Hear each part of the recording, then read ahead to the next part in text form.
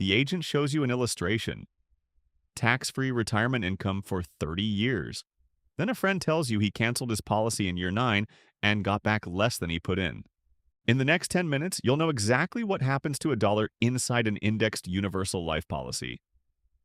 The three caps the agent never highlights: the cost stack quietly eating your return, and the real number after 30 years compared to a 401k. And the illustration on the laptop is not a forecast. It's a marketing document. The cap that lets you sleep at night is the same cap that drops your average credited return from 10% down to 4. You did not go looking for this. The agent was a referral. He said the words you wanted to hear: tax-free, market-linked, protected from losses. He drew a chart that went up and to the right. He said the magic word: you can borrow against the cash value tax-free in retirement. Compare that to a 401k and you can almost feel the math working in your favor. But you are 45. You have a 401k and a paycheck and a kid 2 years from college. You cannot afford to be wrong about this. You are not naive for considering it. The pitch is engineered to land on someone exactly like you, at exactly this point in your life. So the question stops being, is this good? It becomes something more uncomfortable. Across 30 years of compounding, of fees, of caps you have never had to understand before, what does an indexed universal life policy actually do for the money you put into it? This is not a video about whether life insurance is good. It is a video about what happens to a dollar when you fund retirement through one of these products, specifically the indexed universal life. The IUL is the one being pitched the hardest in 2026. Here is the part nobody walks you through. An IUL is not one product. It is 3 products stacked on top of each other: a death benefit, a cash value account, and a credit system that ties the cash value to a market index, usually the S&P 500. The pitch is that the cash value grows with the market, with a floor at 0. Markets go up, you get credited. Markets go down, you do not lose money. So far, so good. Now look at the mechanics. When the market goes up, the insurer does not credit your full gain. They credit you up to a cap. In 2026, that cap runs around 9 to 10% on most policies. They also apply a participation rate, which can be anywhere from 75% to 140%. And then there is the spread, which is a fee subtracted from your credit before it ever hits your account. Call these the 3 locks: the cap, the participation, and the spread. Each one is a quiet ceiling on what you actually earn, and you almost never see all 3 together when the illustration is on the laptop. Now look at the second layer. Every dollar of premium you pay does not go into the cash value. The insurer takes a premium load, usually 5 to 10% off the top, then a monthly policy fee, then the cost of insurance, which climbs every single year as you get older, then administrative charges. Call this the cost stack. It comes out of your dollar before any market credit hits your account. Here is the math reveal. The S&P 500 returned 10.1% annualized from 1996 to 2026, with dividends reinvested.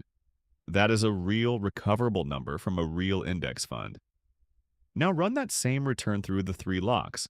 A cap of 9% caps the upside. The spread takes another 2 to 3 points in fee years.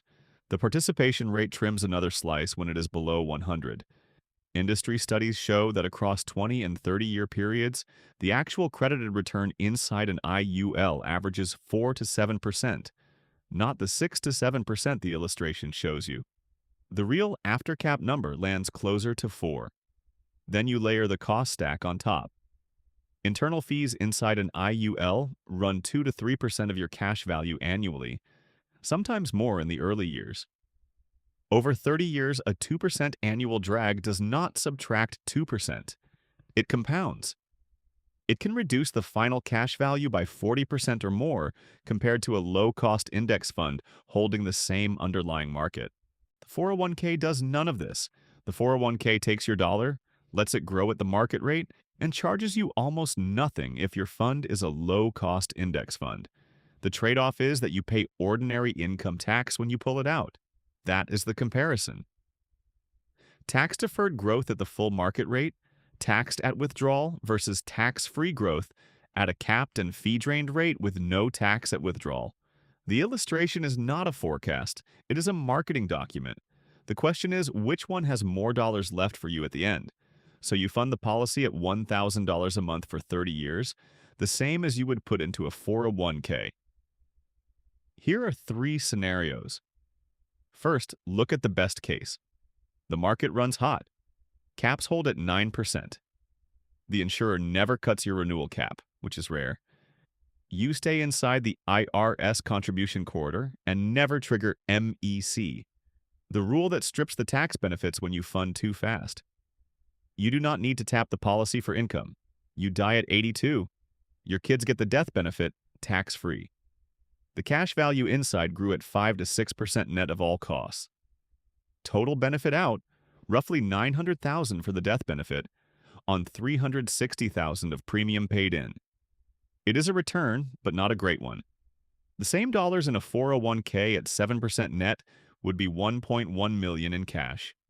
Less ordinary income tax, about $800,000 after tax. In the best case, the IUL is competitive, but only if you do not touch the cash value, which is the entire reason the agent told you to buy it. Now look at the most likely case. The market is normal. Caps get reduced twice in 20 years because that is what insurers do when their reinvestment yields drop. Your 9% cap drifts to 7, then to 6. The S&P 500 still does 10.1. You get credited 5.2 on average. The internal costs eat another 2% annually. You retire at 65 with about $320,000 in cash value. The same premium in a 401k at 7% net is $1.1 million. 5 years into retirement, you start the tax-free loans from the policy, $40,000 a year. The loan accrues interest. Your remaining cash value is now eroding from both ends, the loans coming out and the interest compounding against you. By 80, the policy is on a knife edge. You are paying premium just to keep it alive. Most likely case, you end up with about a third of the retirement income you would have had in the 401k. And the structure quietly works against you in the second half. And finally, look at the worst case. You lose your job at year 12. The premium stops. The cost stack does not. The internal fees keep eating the cash value. You are 16 months from the surrender period ending, so a cashing out costs you another 12%. You let the policy lapse with an outstanding loan against it. And here's what the agent never said out loud. The IRS treats the unpaid loan balance as ordinary income in the year the policy lapses. You owe taxes on $150,000 of phantom income. In a year you have no job. You get nothing back. You owe $40,000 in taxes. Worst case is not unlikely.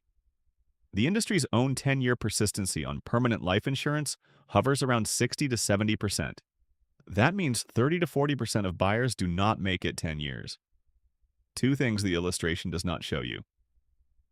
First, the Modified Endowment Contract Rule, Section 7702A of the Tax Code. Fund the policy too aggressively in the first 7 years, and the IRS reclassifies it as an investment vehicle. The tax benefits vanish. Loans become taxable. The agent does not always design around this carefully because the bigger the premium, the bigger the commission. Second, look at agent commissions. The first-year commission on an IUL is usually 80 to 100% of your first-year premium. That is why you keep getting the call. It is not because the product is the best fit. It is because the product pays the agent more than any 401k rollover ever will. The 401k has its own real-world problems, sequence of returns risk in the first 5 years of retirement, required minimum distributions starting at 73, and limited control over which funds. The 401k is not a perfect vehicle, but the fees are visible. The math is calculable. The exit is not penalized. The IUL hides 3 things behind the cap and the floor, the cost stack, the illustration gap, and the lapse risk. Each one is survivable on its own. Together, they are why the 4 to 7% real-world return is the honest number. The IUL is not a scam. It is a poor fit dressed up as a perfect one.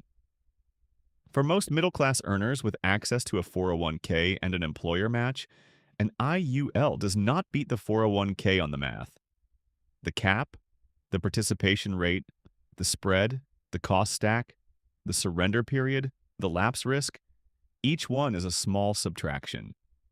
Together, they are a different product than the one in the illustration. Tonight, pull up your 401k. Look at the employer match.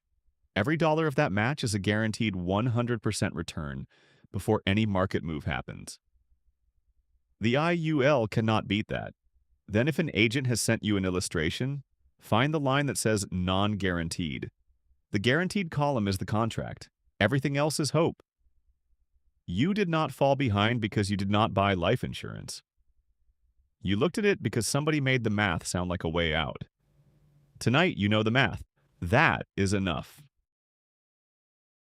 If you found this useful, hit like, subscribe, and turn on notifications for more simple explanations.